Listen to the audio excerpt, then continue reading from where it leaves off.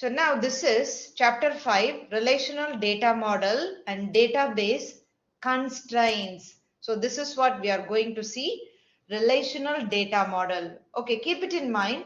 The last chapter, chapter 3, what we discussed, conceptual model.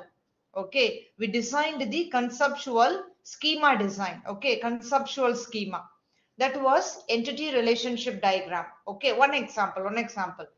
We can use UML diagram, but what we used is relational conceptual model, which is entity relationship diagram. Okay, now we are going to discuss how to create relational data model. Okay, then. So this is the schema. We are going to construct the schema. Okay. So this is what we are going to discuss, but we won't try to construct a schema. We need to know many things. Some constraints. See, relational database constraints. Because I told you already, database is a collection of related entity. It contains many relations. Relation means tables. And each table is related with each other by somehow common entity. Am I right? A common item, common attribute, something like that. So we are going to discuss many constraints in this chapter. Okay then. After we finish with the constraint, we will try to develop this schema. I mean to say construct this schema, the next step. So we need to know the basic ideas, then we will construct this schema. Okay, so what are the basic ideas we are going to discuss here? Relational model concepts, constraints, relational database schema, and some operations. Okay then. So let's see one by one. So when you're talking about relational model concept, actually this is the relational database management system. This is idea of relation, because many relation means tables. Many relations are related to each other. So we need to have a formal relational model. Okay, so we are going to see the basic terminologies used in the relational model. Okay then. And you know already we are going to use the data manipulation language, which is SQL, structured query language. I didn't teach you the structured query language. I will teach you in chapter 6 and 7. Okay. This is chapter 5. Chapter 6 and 7 is talking about SQL. Okay then. So let's talk about what is the difference between formal model, practical model, etc. Let's discuss all those things. Actually, a relation means it's a mathematical concept based on some ideas, like set of records. That is a relation. Set of tuples. Okay, that is a relation. Relation means the table. Okay, it's actually a mathematical concept based on the known ideas, collection of ideas, known facts. Okay, actually the relational model was proposed by Cord when he was doing a research with IBM in 1970. One of his research paper, the relational model for large shared data banks, that was too popular. It made a revolution in that time in database management area. Okay. So that is basic idea. Now we have to see the main thing, the fundamentals. Okay. So this is from this slide, it's too important. Okay. Let's talk about some definitions. Relation, just now I mentioned relation. It's a table, contains known facts. Okay, fine. What is a relation? It contains set of rows. You know, rows we call records. It contains set of records, set of tuples. I can call it as a row. I can call it as a tuple. I can call it as a, record. Row, record, tuple, they are all same. So let's assume that you have set of records. Each row represents certain facts. The first, let's assume you have a student relation, student table. It may have set of like 10 rows. Each row talks about a particular instance of the student. Am I right? First row talks about Fatima. Second row talks about maybe Sarah, something like. Third row talks about Allah. Okay, so each row represents certain facts about a real world entity. Sarah, Fatima, they are all real world entities. Am I right? Okay, so this is what I mentioned here. Keep it in mind. This one. Rows are also called tuples. Keep it in mind. Relation is called table. Okay. Rows are called tuples. Okay then. So each row contains certain information, facts, known facts about a real world entity. Keep it in mind. Okay. A table means, I say relation means it's a table. It's a table of known facts. Okay. If it is a table, I talked about rows. What about the columns? Each column has a header that gives the indication of the meaning of the data item in that column. Let's say the column is student ID attribute. Yes. So each column is called attribute. It talks about what value I'm going to store in that column. Student ID means I'm going to store the ID numbers. So the values under the column are all ID number. So the value under the name are all the students' names, something like that. Okay. So the column heading is known as attribute name, or just call it as attribute, whatever is it. So if if relation is a table, the rows are called tuple, the columns are called attribute. Can you see the example here? The relation name is student.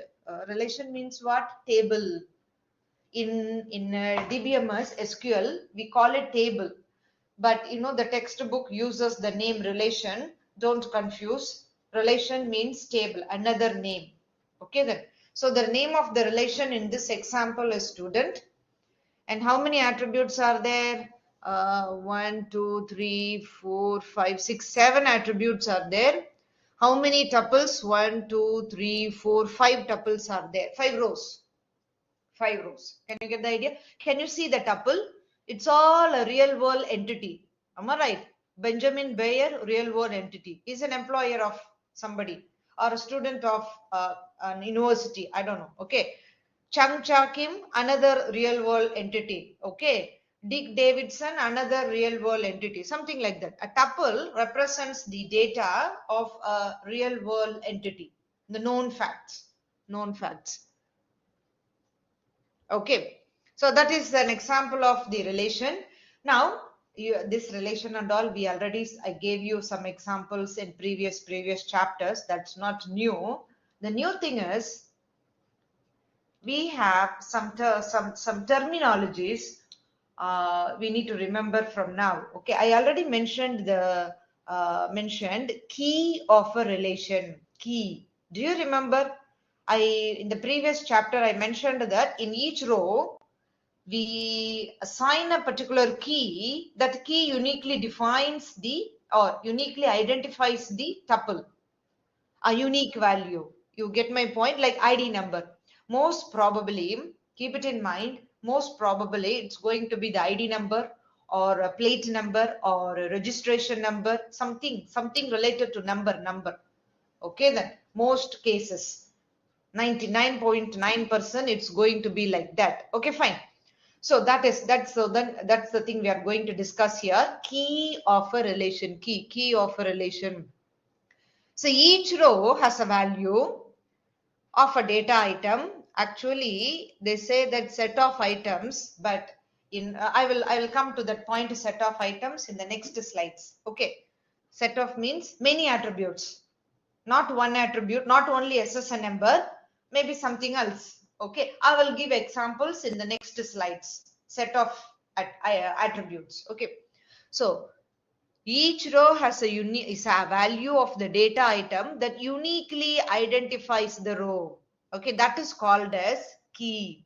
Okay, for example, if it is a student table, the SSN number.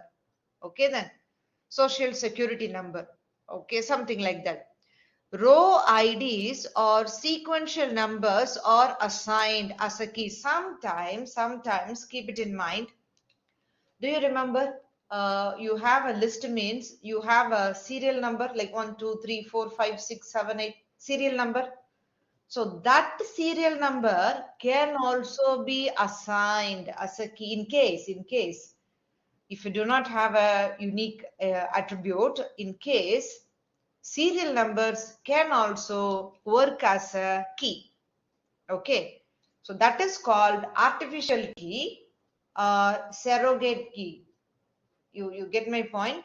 Sometimes you have employee ID number or student ID number, that you can call it as a key.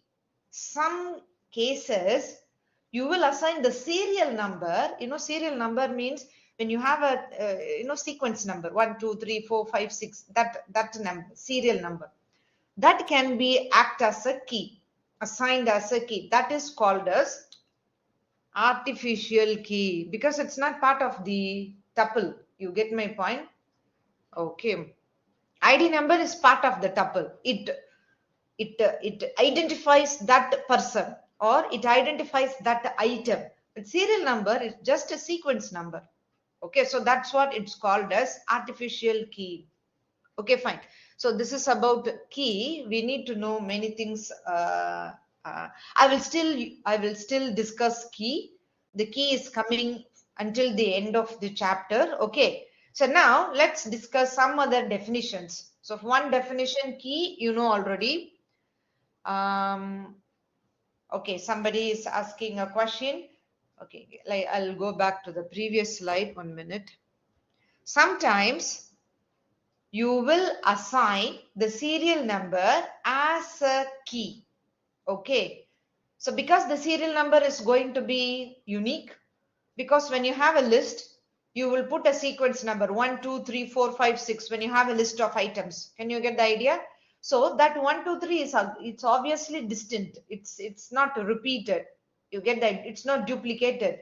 So that serial number can also be assigned as a key. So that is called as artificial key. Okay, for example, in the previous case, in the example, we have social security number.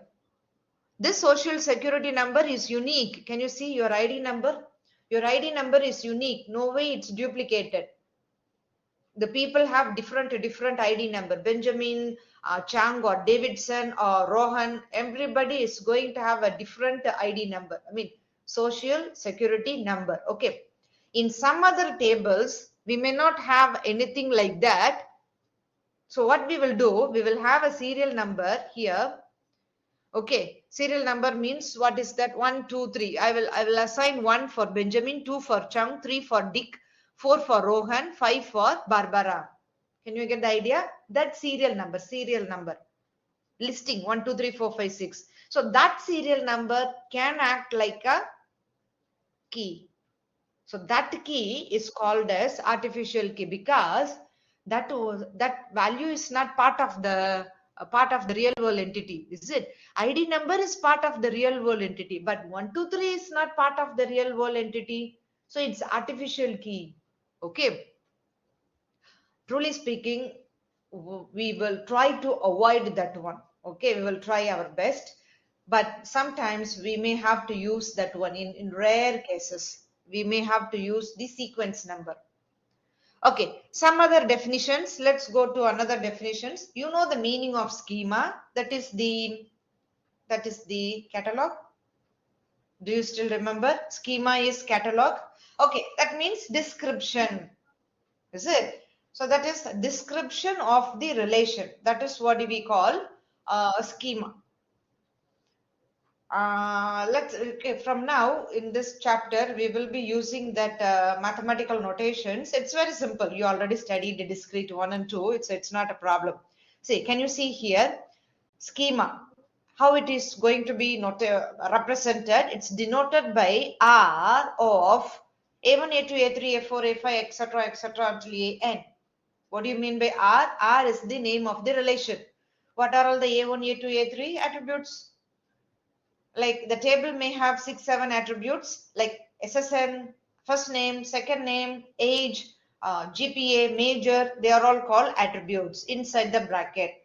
So this is the way we will represent the schema. relation name and then bracket and listing all the attributes. Do I have an example? Yeah, can you see? Oh, no, this is a tuple. No, I don't have an example. It's there in the textbook. Okay. But anyway, it doesn't matter. So how are you going to represent the schema? R is the relation name and then open a bracket and list all your attributes, close the bracket. Okay then? Yeah, here. Oh my God. The example is down there. Okay. Customer is the relation name and open the bracket. These are all the attributes: customer ID, name, address, phone number, close the bracket.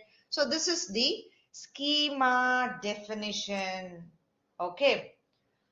And customer is the relation name and these are all the attributes. Okay. Each attribute has a domain. What do you mean by domain? You can even call it as data type, but go in depth. Specific to domain, specific is set of valid values. For example, here ID number, customer ID number is 6-digit number. So set of value, valid value is any 6-digit number. No more, no less. Can you get the idea? So data type is integer, but it has the structure. Can you see the structure is 6-digit? Okay, fine. Sometimes, you may have a phone number, is it? Sometimes, I don't know. Wait a minute. Yeah, sometimes you may have phone number. When you're talking about phone number goes like maybe, I don't know. Sometimes, I don't know, here in Saudi Arabia we don't have, but in other countries they have this: open a bracket and then write digits like 0, 1, 3, for example, close the bracket, and then we have some numbers like 1, 2, 3, 4, 5, some 5 digits. I don't know, I'm just giving an example. In some countries they have some format. Phone number means there is some 3 digits inside the bracket, that is maybe area code, I don't know, and then 5 digits, that is the real phone number. So they have some structure, format. Do you get the idea? So that is the possible value I am talking about. You can say data type, yeah, integer. This is integer, by the way, but set of valid values. So here that talks about how it is written, how it looks like. Okay, the customer ID looks like what? The format. Like it's a 6-digit number, or a 3-digit followed by hyphen followed by 3 digits, something like that. Yeah. One other example, your email ID. Do you remember your email ID? It goes like some characters and then symbol and some characters and dot and then something. Do you get the idea? The format. Yeah. You understand what I'm talking about? The format. So that is the domain. Okay. Keep it in mind. What I mean, the domain is this. Okay. What else? Yeah, that's it. So keep it in mind. What do you mean by domain? What do you mean by domain? What do you mean by schema? How to write a schema? Okay. Now, let's talk about the tuple. See, now we are discussing some terminologies. Okay, then basic definitions of some terminologies. Okay, then tuple means it is an ordered set of values. Yes, somebody is asking about the email. Yeah, the structure of the email is something at something dot something, is it? So you know that already. Now we move on to the definition of tuple. Tuple is an ordered set of values.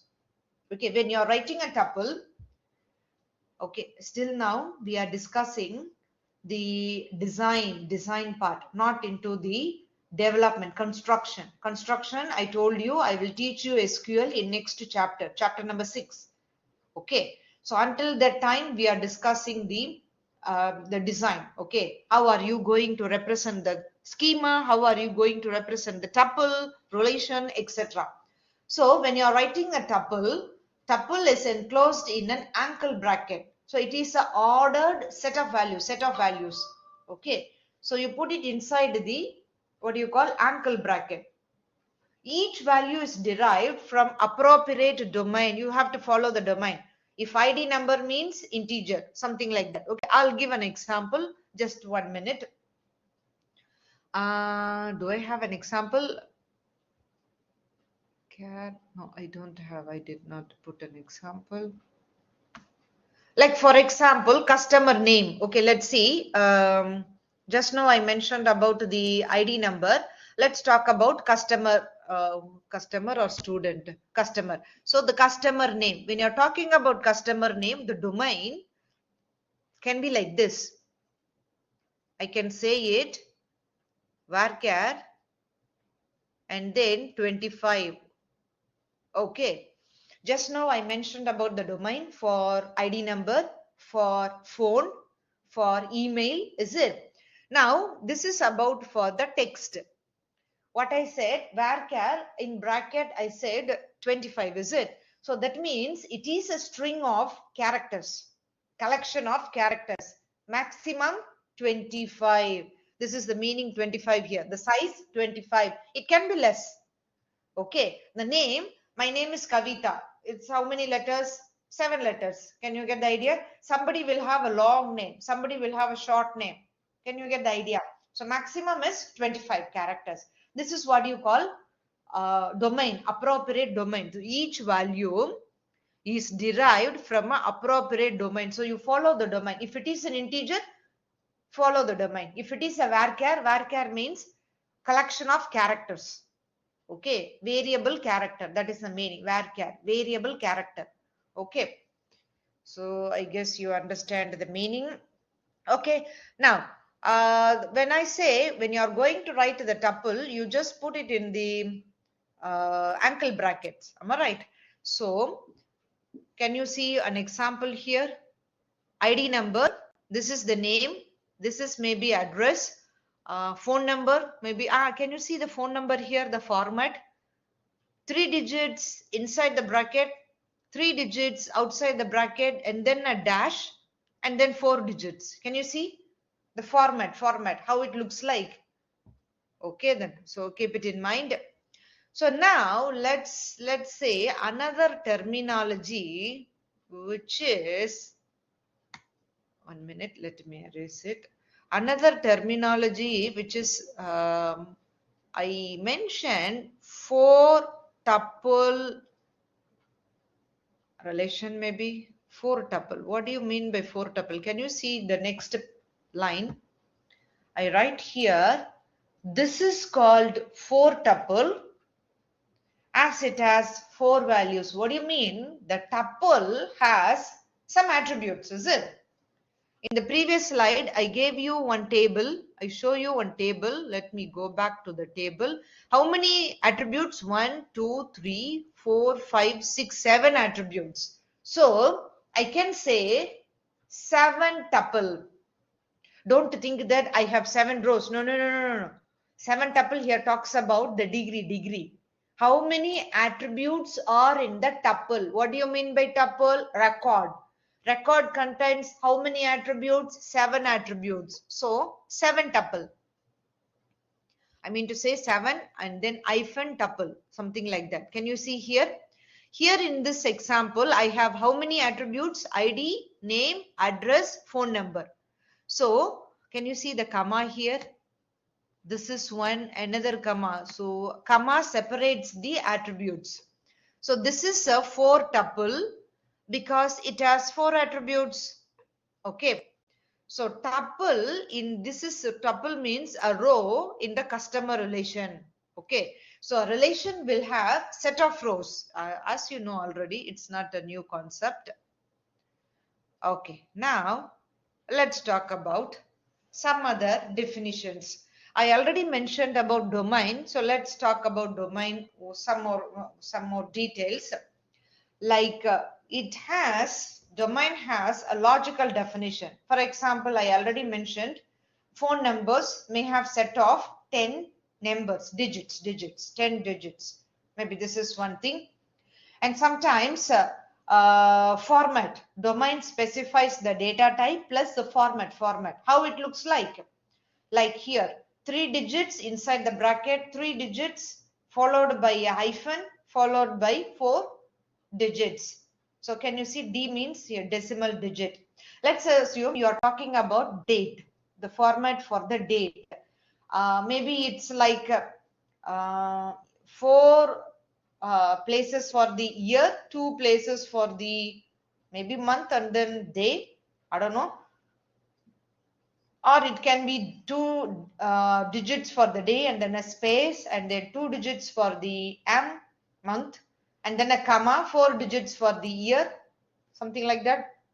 Okay, so these are all talking about the format. So whenever you talk about domain means set of values, valid values, valid. Okay, it talks about data type, it talks about the format. Okay, domain, it talks about, it has the data type, it has the format. Okay, few minutes ago I told you customer name, varchar 25. Varchar is the data type, string, variable character. In SQL, it's called varchar. In Java, you call it string, is it? So varchar 25 characters it can have, the size. Okay. So the attribute name designates the role played by the domain. Because every attribute has a particular name, so the attribute name, it's used to interpret the meaning of the data elements. For example, SSN, so social security number, SID, student ID. So it's representing, it interprets the meaning. Can you get the idea? F name, first name, L name, last name. Okay, something like that. Okay, then when you say date, it can be any date. It can be a join date, it can be a start date, whatever is it. It can be a birth date. Can you get the idea? So it has different meaning, but you name the attribute in such a way that it gives you the meaning. So payment date, order date. Can you get the idea? So it will tell you the meaning of the value. Okay, mean what the attribute it's going to have, what type of values it's going to have. Okay, the meaning. So still some more definitions we need to know, which is state. What do you mean by state? Already we discussed the state. Do you remember long time ago we said that valid state, current state, database schema in the previous chapters. State talks about the current state of the database, like what the values at present we have. Afterwards, it may change, but at present, the data set, super. At present, what is the current values of the tuples? Okay, something like that. So, relation state is a subset of Cartesian product of the domain of its attributes. Okay, possible values. So it contains the all possible values. Okay. This is what I mentioned the varchar 25. Do you remember? It's here. It's here. The domain of customer name is varchar and then 25. Okay. Can you get the idea? The role of these string play customer relation, play in the customer relation. That is the name of the customer. Okay. So don't worry about the Cartesian product. It is a new terminology for you. We will discuss it in the next chapter. What do you mean by Cartesian product? It's something like joining. Okay. It is for joining the two tables. I will mention it in the next chapter. Okay. We will see many examples. Okay. Now, so let's summarize all what we discussed here. If we say that R is a relation, it has the attributes A1, A2, A3, A4, etc. up to AN. So the small r of R, relation R, it is what it contains. It's going to have domain A1. This is the symbol of Cartesian product. Okay, domain A2, yeah, it is a subset. Okay, super. And then etc., etc., etc. until the domain an. Okay, the small r talks about the relation. Okay, specific state. Can you see that? Specific state or value or population. So specific state of the relation. I mean to say set of tuples. Okay, for example, this could be the specific state at this moment. It is the set of values. Can you get the idea? So the relation student is the relation. Okay, this is the specific state at a particular moment, at particular time. Okay, this cannot be the same forever because the student's age will change, student's GPA will be updated, they may have phone numbers. Can you get the idea? They may change, their house address will change, phone number will change. This is office phone number, this is house phone number. Can you get the idea? Okay, so R of R, it's going to be the subset of, I mean to say, the current state of the domain of those attributes. Okay, fine.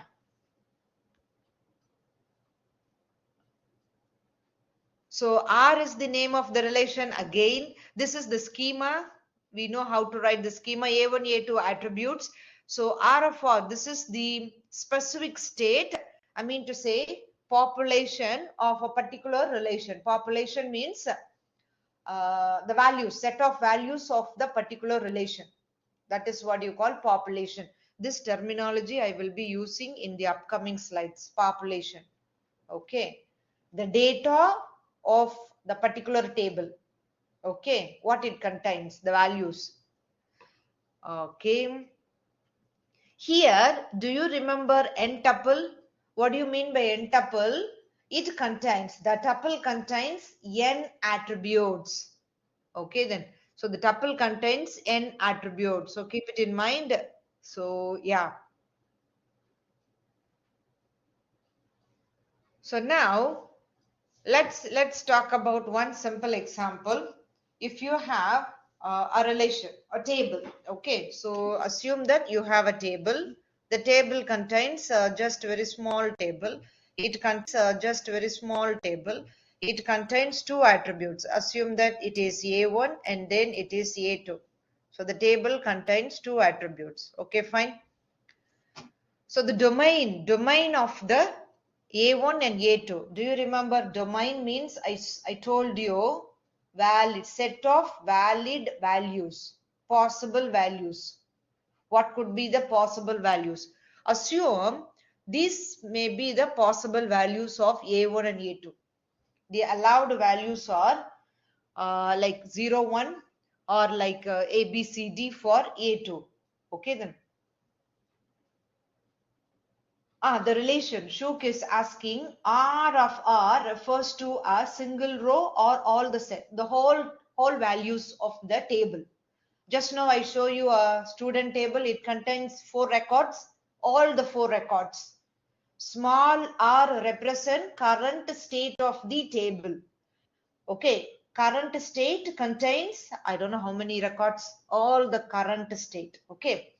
Okay then, now come back to the simple example. Assume you have a relation R. It contains two attributes, A1, A2, assume whatever is it. Okay, these are the possible values. So in that case, what could be the possible combinations? Maybe it can be 0 with A, or maybe 0 with B, or with 0 with C, or 1 with A, or 1 with B, or 1 with C. These are all the possible combinations. Can you see that? Domain of A1 and then Cartesian product. Can you see the Cartesian product and domain of A2? It gives all possible combinations. Okay, so this is the Cartesian product. Anyway, we will discuss the Cartesian product in the next chapter, chapter 5. No, this is 5. Chapter 9. Okay, in chapter 9, we will discuss all possible type of operations, join, inner join, outer join, and then Cartesian product, union, intersection, whatever. Okay, fine. Can you see that a particular state of the relation is a subset of this Cartesian product of the domain, is it? So particular state, let's assume that my table contains, I don't have space. Okay, I write it on the top, just try to understand. Okay, this is the state of my table R. So what is the state of the table?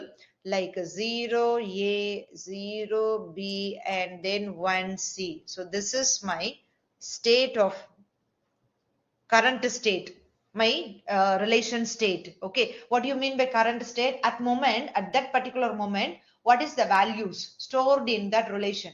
Can you get the idea? All the records. What is the values of all the records? That is the current state. You say data set, is it? That particular moment.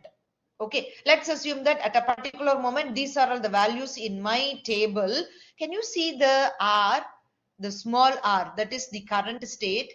So the state belongs to, it is a subset of your Cartesian product of your possible values. Am I right? So 0A is here, 0B is here, 1C is here. Can you see that? It's a subset. Can you understand that? What does that mean? By the way, the tuple contains how many attributes? Two attributes. So I can say two tuple, degree is 2, degree. Here, degree talks about how many attributes are there. Okay, so two attributes are there, two tuple. Okay, don't think two tuple means two rows. No. Keep it in mind. N tuple means the tuple has n attributes. Two tuple means the tuple has two attributes. Keep it in mind. Okay, fine. Population means current state. Okay, current state.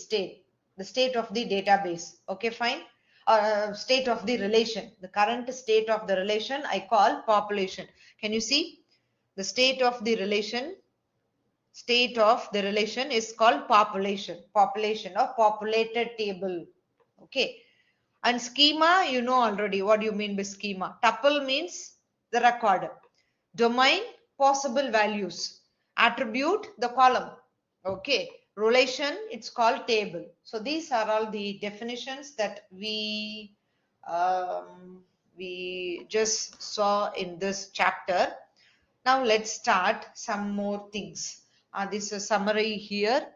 You now know the same table, it appears here so that you can able to understand. Okay, let's move on. Characteristics of relations. Actually, you have tuples in the table, in the relation, is it? So let's talk about ordering of the tuples. You don't have to be worried about the ordering of the tuples. The tuples are not in the order. They appear in a tabular format. Doesn't matter. Don't think that they will appear in the alphabetical order of name or in the ascending order of the ID number. No. It's not like that. It's not going to be ordered. But we have an operation to sort them. Look at the table here. Okay then. So don't think that it's all in the alphabetical order. Can you see? Is it in the alphabetical order? Looks like that, but no. See, Benjamin on the top, Chung is down, Dick okay, Rohan okay, but Barbara. Okay, let's look into the ID number. No, sometimes it's not like that. Here it looks like that, but in generally it's not necessarily be ordered. Okay, but here it looks like that. But don't think that they are going to be ordered. Okay. So let's assume that ordering of attributes in the relation schema. So how are we going to order? So let's assume that we have the attributes A1, A2, A3, A4. These are the attributes. I say that, is it? For example, before let's go to the previous example. You know how to write the schema in this relation. How are you going to write the schema? You wait a minute. I just pressed it. Yeah, you will write the relation name student. You will write the relation. Let's say student is the relation and then bracket. You write the name. Like for example, this is the attribute. This is another attribute.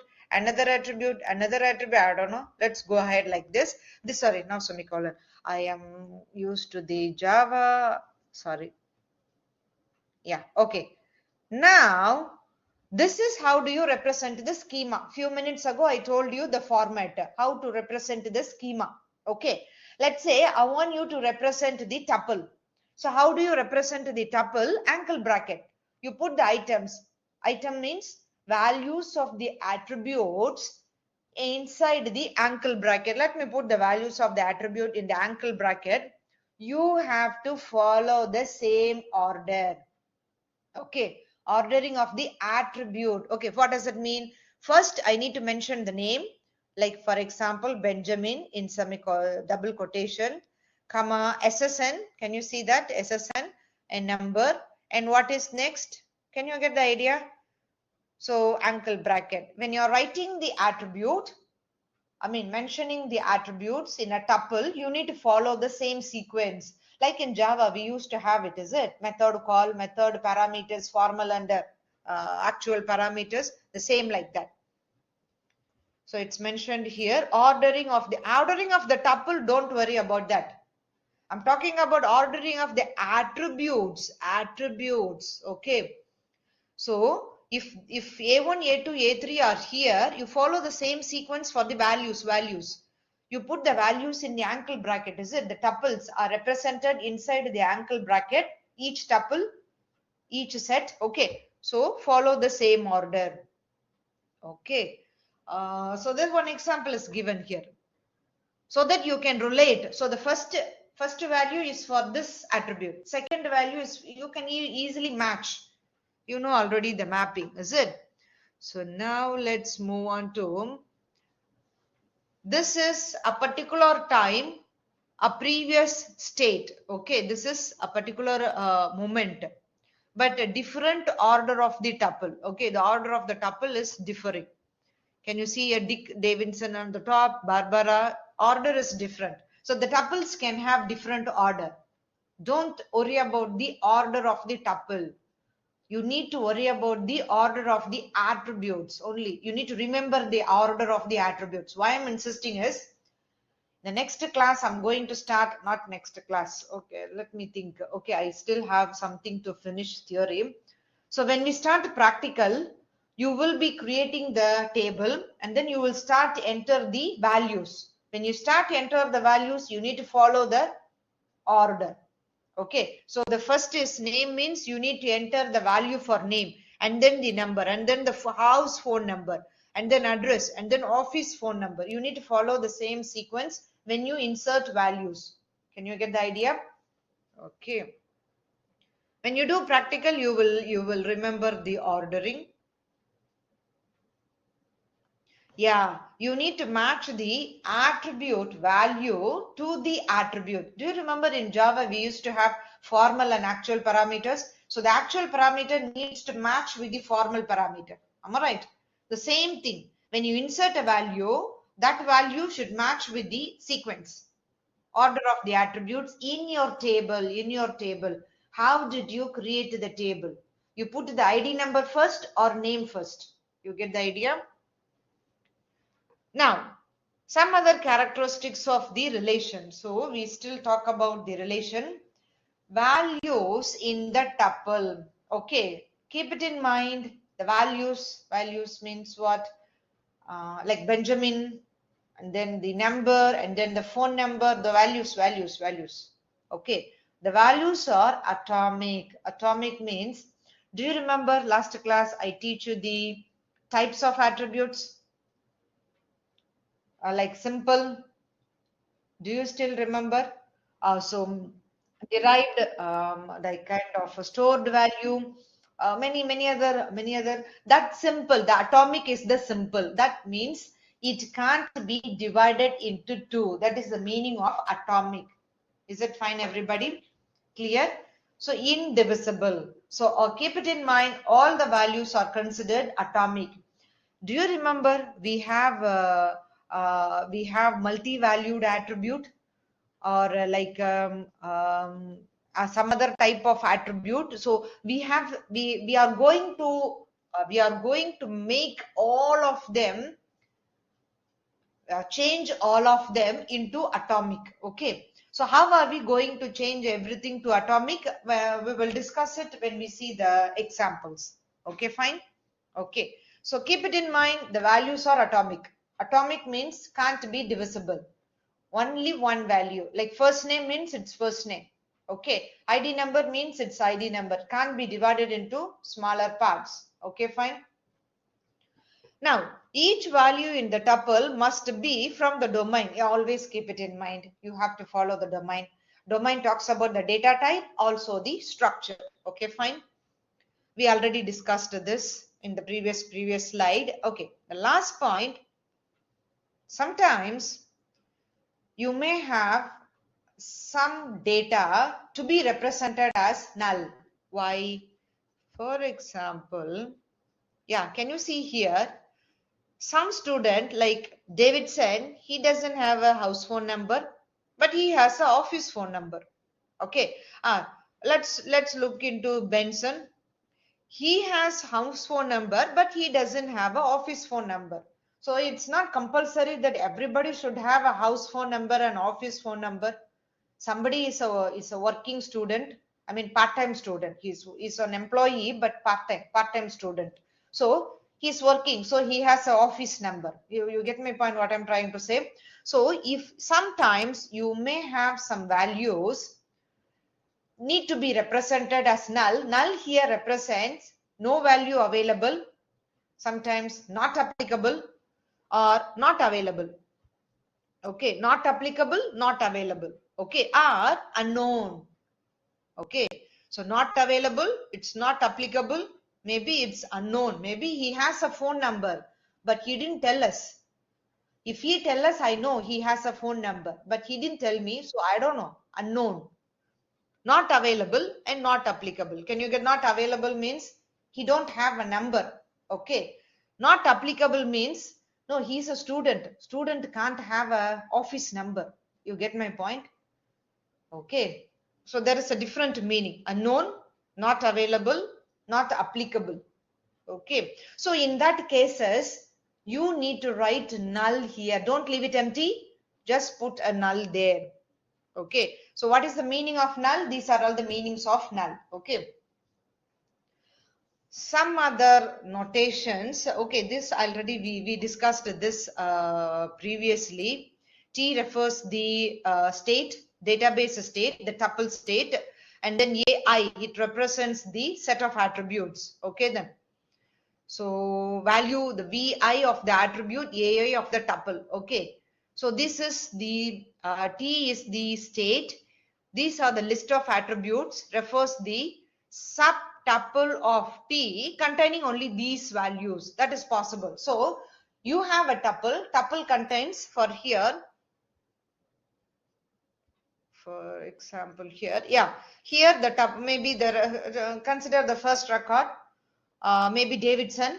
So he has that tuple has 1, 2, 3, 4, 5, 6, 7, the same. 7 attributes are there. So the subtuple, maybe it extract only the ID number and name. Can you get the idea? Subtuple means part of the tuple. You get my point? So that is called part of the tuple. It contains maybe collection of 2 attributes, ID and name only, or ID and the age only, something like that. So that is called subtuple. Component values and then the subtuple T. Yeah, what does it mean? So the first point, it talks about the collection of the tuples. Okay, I already mentioned that in the previous slide somewhere. I mentioned, do you remember? Yeah. So if the tuple T contains all the values, so the collection of the values inside the angle bracket, that talks about, that defines your tuple. Okay, what do you mean by subtuple? Part of the tuple. Extract some attributes from the tuple. Like for example, V1 and V2 only. V1, V2 may be the first and second attributes values only. That is what you call subtuple. In Java, you studied string and substring. Do you remember? String means like Kavita is a string. Substring, for example, if I say 0, 4, what do you mean by 0, 4? Extract from the Index 0 until 4. For example, this is your string. Extract from 0 4 characters. So this is 0 and then 1, 2, 3, 4 characters. Can you get the idea? So RELA, substring, something like that. Can you get the idea? So that is what you call subtuple. Okay.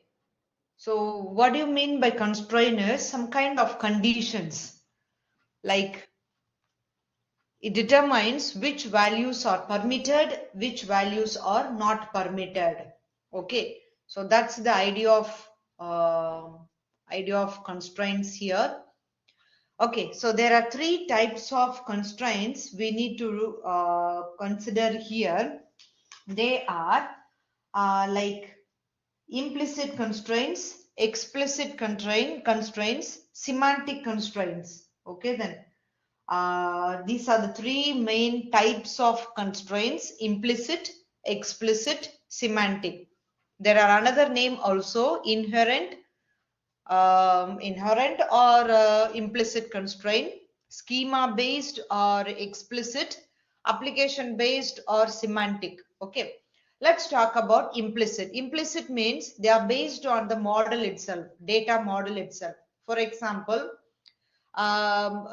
you're trying to give one example is given. Can you see? Relational model, where is it, doesn't allow a list as a value for any attribute. I just now mentioned that we are going to discuss the relational model, and in the model all the attributes are atomic. I just mentioned atomic, is it? That means indivisible, only one value. Can you get the idea? Can't be divided. So you can't have a list of values for one attribute. When you insert value, just insert one value, not a list. Sometimes you try to have duplicate values. Can you get the idea? Duplicate values, it's not possible. Do you understand that? So that is what you call implicit. They are based on the data model itself. That is what you call implicit.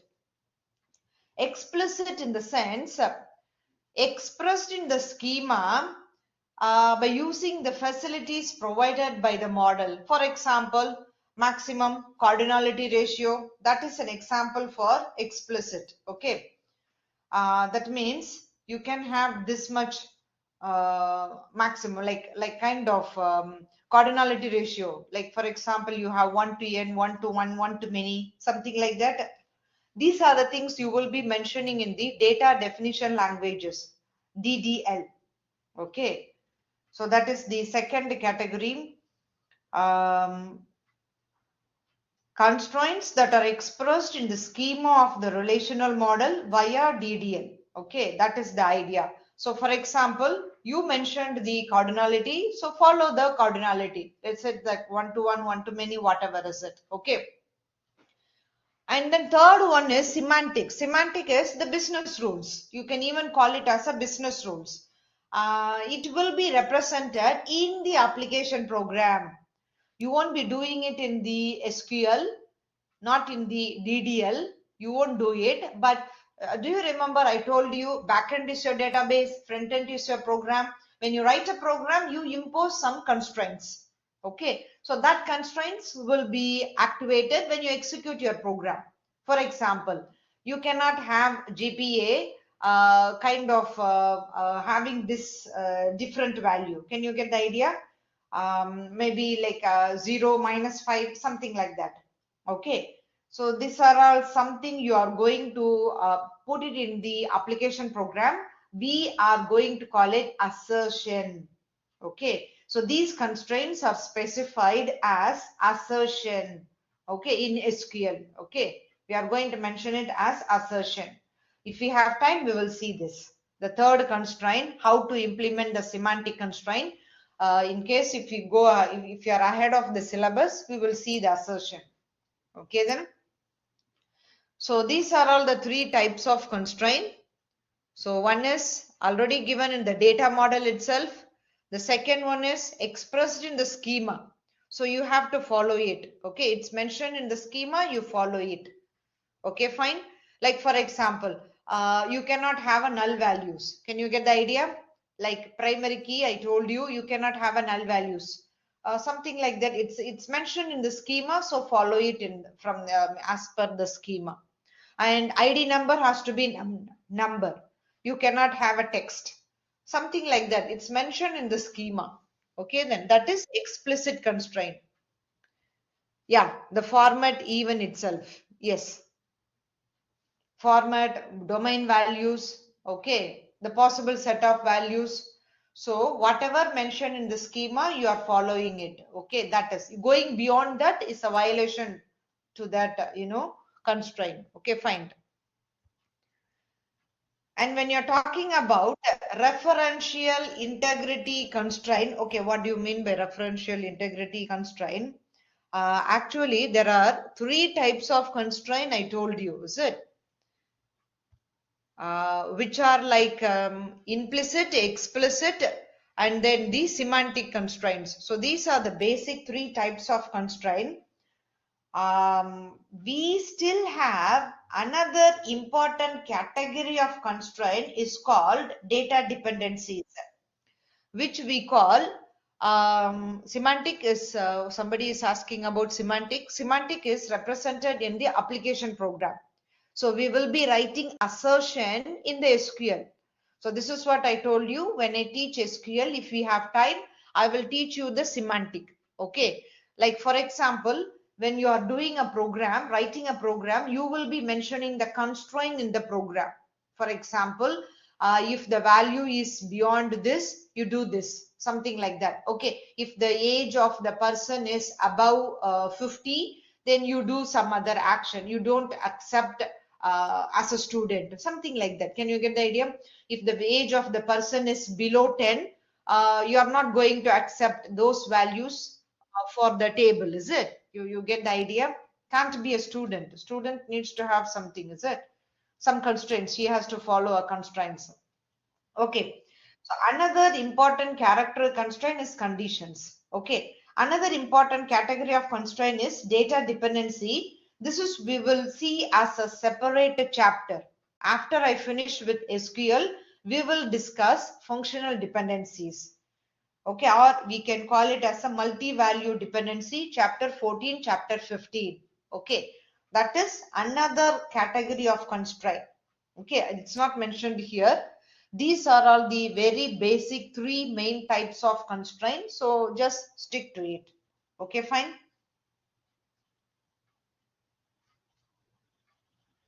Now let's move on to.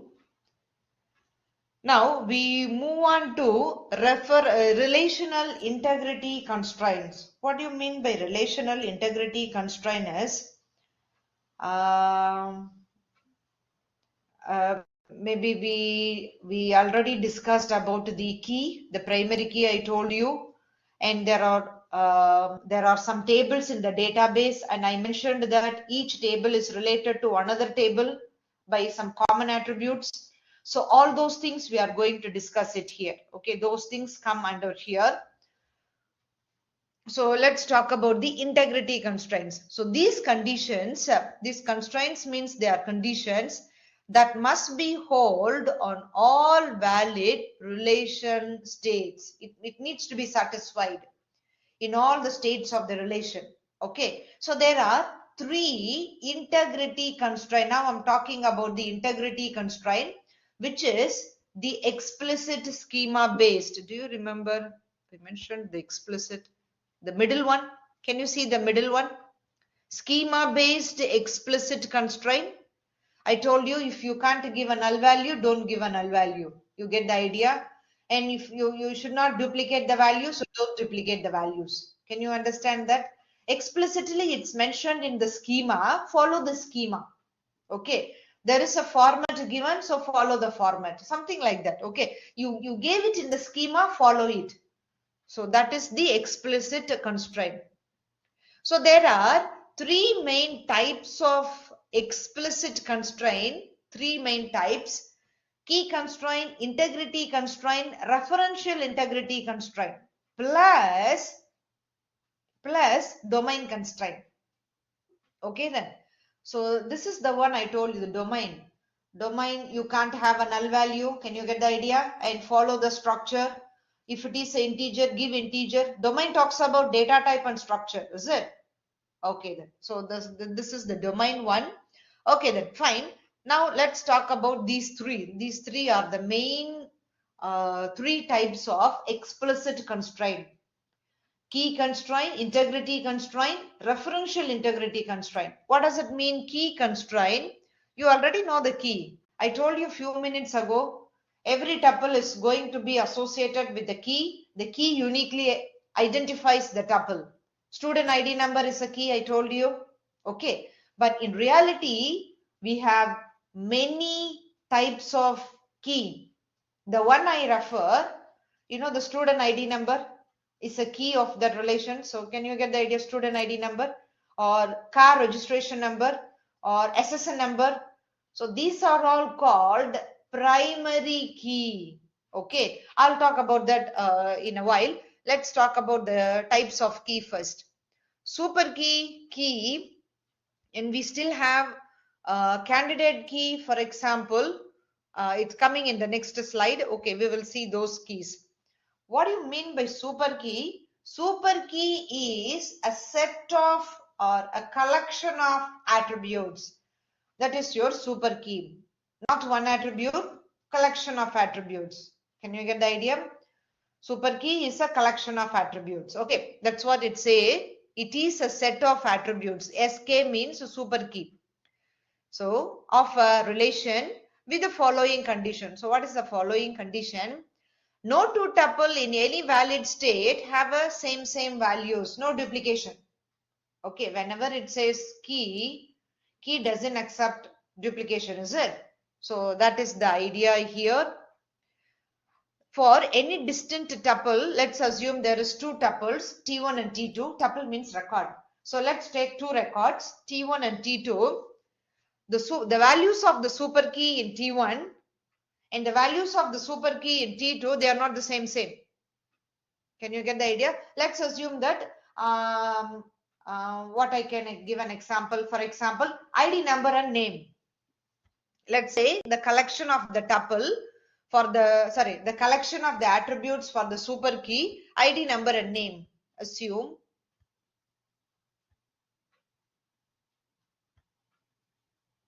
Let's take two records. The first record and the second record. ID number and name. That means SSN number and the name.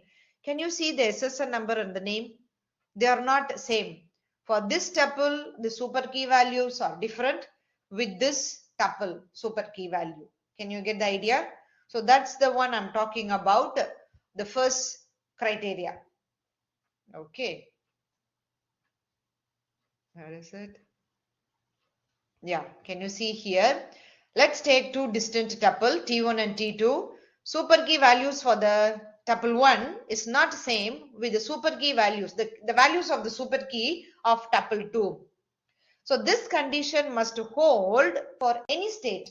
Do you remember the state of the table, the relation? That means the populated table at any particular time. Okay. So keep it in mind, super key can be a collection of attributes, set of attributes. Okay. If you are talking about a collection, so it can be the SSN number alone or SSN number with the name or SSN number with the birth date or SSN number with something else, phone number. So this is the collection. I'm giving you many collection. Is it alone, SSN number alone or SSN number with name, SSN number with ID number, sorry, phone number, etc., etc. Now the next one, key. This is the one I always mention, the key, primary key. Key of a relation R, it is a minimal super key. What do you mean by minimal super key? Just consider it just one single attribute. Okay, minimal super key. Okay, then this is minimal means smaller size super key. That is the minimal. That is, it is a part of the super key.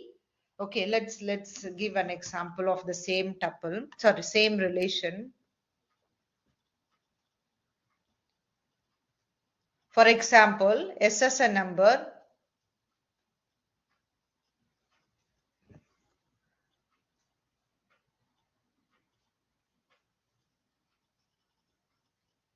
Yeah. So when you say so, it could be the SSN number alone, or it could be okay. This is one, or it could be SSN number with email ID, maybe email ID, EID. I say it. This is another set of super key. Maybe SSN number with something else, something else. So super key is a collection of attribute. Can you see this? This is a super key. This is a super key. This is a super key. What is a key? Key is a minimal super key. When you say minimal super key, let's look into the example I gave. The minimal size. So this has two attributes here. This has only one attribute. So this is the minimal super key. Okay. Minimal super key. That is a key is a super key. Removal of any attribute from the key, from the key result in a set of attributes that is not a super key. Doesn't post the super key uniqueness property. So that's the idea. So if you don't, yeah, smaller size. So keep it in mind whenever I say key, single attribute. Can you get the idea? But super key may have a combination of attributes. A single attribute, maybe a combination of two attributes, combination of three attributes.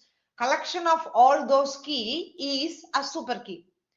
But key is also a super key. It is from the super key. See, SSN number is from the super key, is it? So it is a super key. Key is a super key, but keep it in mind, it's just a single attribute. For simplicity, I'm telling you, minimal super key. So simplicity, I'm telling you, simple attribute or single attribute. Okay then. So this is another important thing. A key is a super key, but a super key is not a key. Sorry, not vice versa. Okay then, a key is a super key. Okay then. So don't think that a super key is a key. Okay, not vice versa. It can't be like that because this is not a key. Is it? This super key is not a key. This super key is a key. SSN number is a key. You get the idea? 1 minute.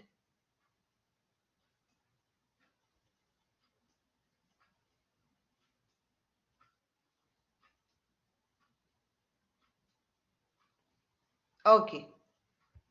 Now let's consider. Yeah, there is an example. Yeah, this is the example. We have it here. Do you remember last chapter? We had a ER diagram, I guess, or the previous chapter we saw a relation car. It had these many attributes: registration number, state, serial number, make, model, year. In the previous chapters, somewhere in the previous chapter, we had a relation car. So, can we see that we have here two keys, the super keys, for example. What are the possible? So, I told you super key, it is a collection of keys, is it? It is a collection of set of attributes. Collection of set of attributes. Okay, fine. So can you see serial number is also a key. State with the registration number, it's also a key. Only the registration number can also be a key. I don't know. This is two example are given. Both are, they are super keys. Serial number make is a super key, but what is your key? Just now I told you, key is a minimal super key. That means a single attribute. So here, this is the, where is it? Key.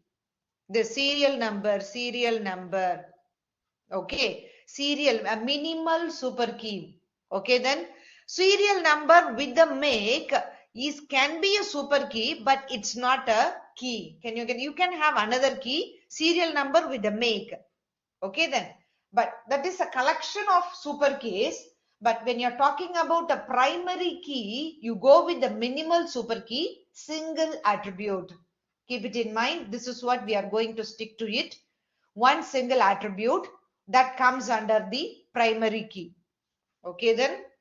So any key is a super key. I told you that. It's not vice versa. A set of attributes that include the key is a super key. Can you see that? These are all super keys, including the primary key. Okay, primary key is part of the super key. Now let's talk about candidate key.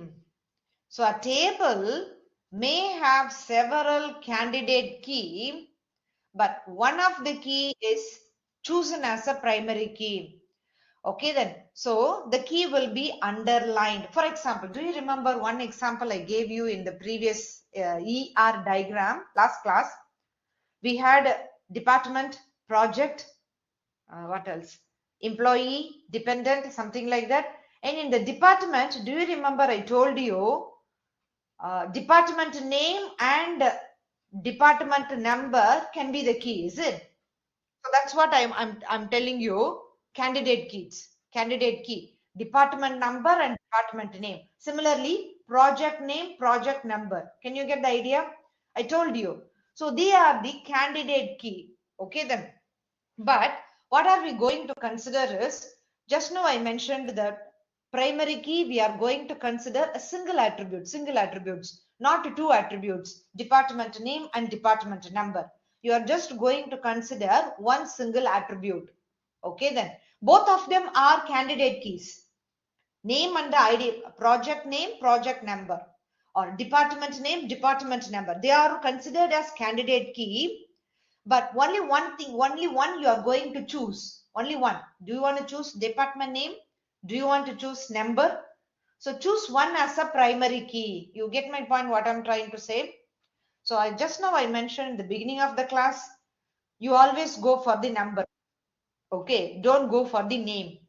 Select the number as primary key. So department number is selected as a primary key. Okay, but there are two candidate keys, department number, department name, project number, project name. I told you, in a company, a department may have unique names, project will have unique names, but for easy understanding, just consider number as primary key, single attribute. Okay then. So you already know that the primary key will be underlined. You already did it in the ER diagram. You underline the key. Okay, fine. Let's go back to the car. You have state, registration number, serial number, make, model, year. Just now I told you, make the number as a primary key, serial number. Okay. So the primary key is to uniquely identify the tuple in the relation. This definition is coming until the end of this chapter. Okay, it also came in the beginning. Key to uniquely identify a tuple in a relation. Okay. Choose something as a primary key, which is the smallest of the candidate key in terms of the size. Okay. Not always applicable sometimes, but anyway, in terms of the size, which is going to be a smaller in size, choose it as a primary key. Okay, fine.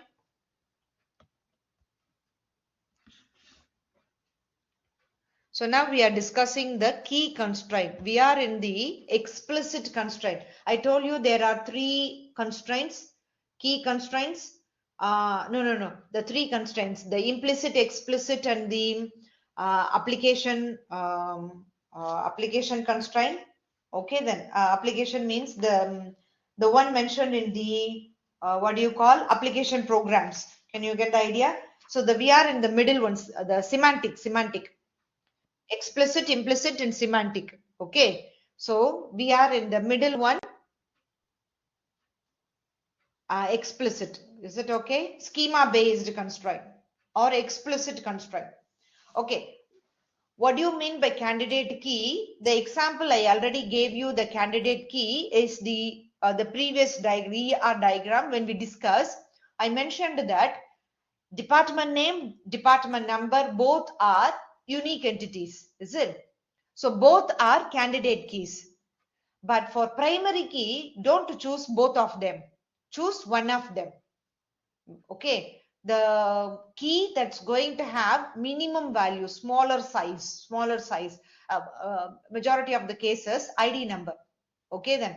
or number or some kind of integer value. So consider that as a primary key.